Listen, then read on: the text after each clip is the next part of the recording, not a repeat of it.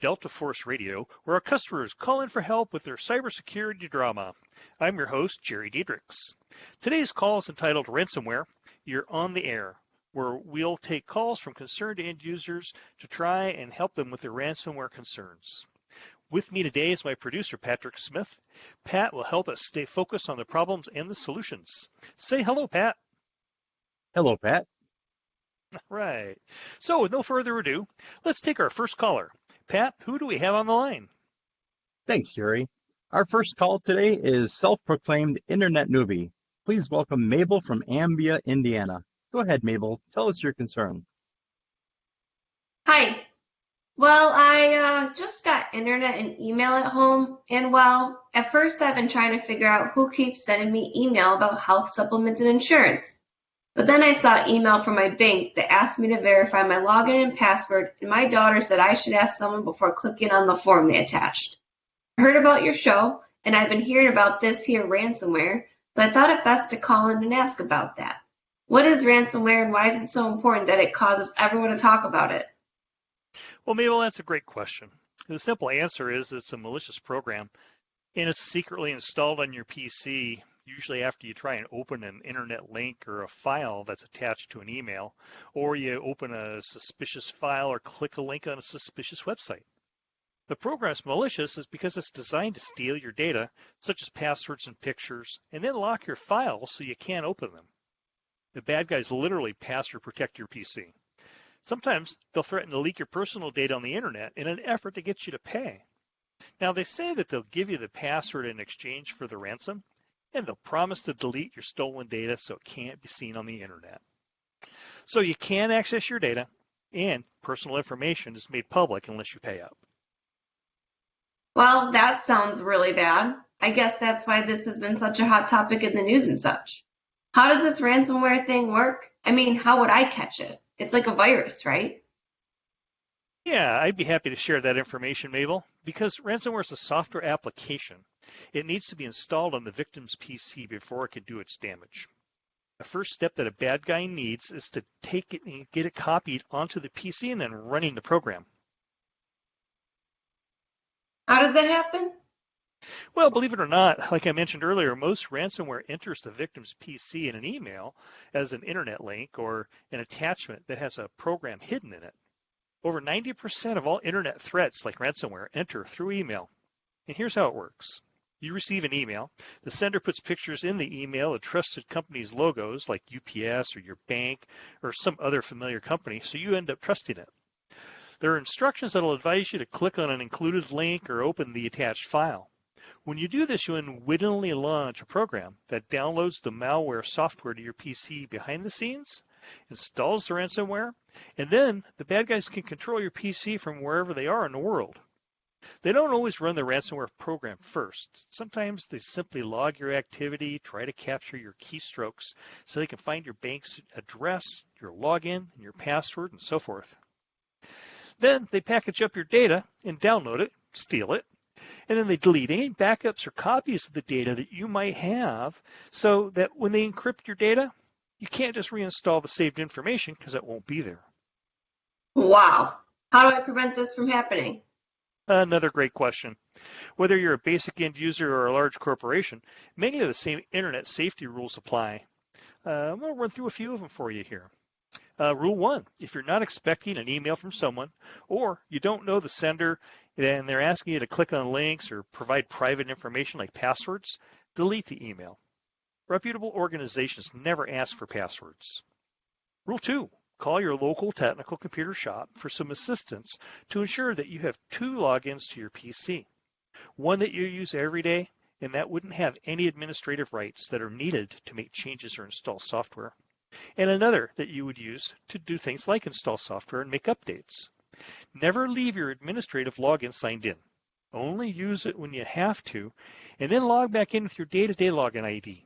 That way, if unwelcome visitors or malware does get into your PC somehow, they can't install anything. Rule 3, use that local technical computer shop to keep your PC patched with the latest updates from Microsoft or Apple or Google, depending on the systems you use. Rule 4, invest in a good antivirus, anti-malware software tool and keep it current. These tools keep up with the daily changes the bad guys are making. These tools will keep your system safe automatically. Your local technical computer shop can help you with this as well. Remember, PC security is not a set it and forget it activity. It requires constant monitoring. Rule 5, be sure that your local technical computer shop sets up a process to save your important data like pictures and documents to a location that's not on your PC. So if you do get ransomware, you can restore your data and not be troubled with paying a ransom. They can help you select and purchase software to encrypt your files, also make them unreadable to anyone but you. So if they are stolen, they're useless to the bad guys. Rule 6, use a unique password for each system you use, change it every 3 months, and never share your passwords with anyone. Ransomware affects everyone, no matter how small or sophisticated. And just use common sense to stay safe. Ingram Micro is here to help the largest technical services companies, as well as the small ones like your local technical computer shop, or maybe the company they buy their systems from. We're involved in some way. Sometimes you don't even know it. So Mabel, has this been helpful? So I should be careful what I click on. Got it. Yes, you should. You're very welcome. Thanks for the call, Mabel. Well, Pat, that was a great call. You know, it's really been a scary time with ransomware this past year or two. Yeah, Jerry, so true.